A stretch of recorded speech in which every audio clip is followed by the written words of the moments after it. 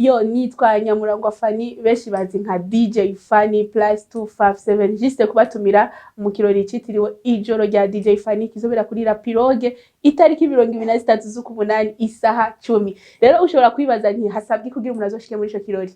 Icambere ni kuba uberewe wambare neza costume ku bahungu cyangwa ku bagabo, umva ni classic party, tuza kwambara costume nyene ukabiga ko zaba tapis rouge benshi bazi nka red carpet.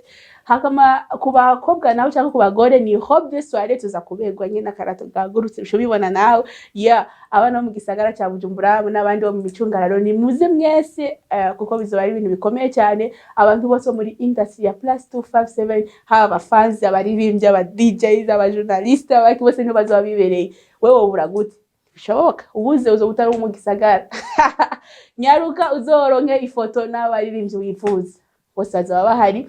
Hama ikindi gisabwa nugutanga 200,000 ivyo 200,000 nivyo uzokwiyakiramwo. Ivyo 200,000 harimwo amajeto 3 kunwa no kurya, kandi kurya ni kwiyarurira. Abantu rero muraca mubibona nawe kaze mwese tuza turi kumwe n'abantu benshi special team Pilau.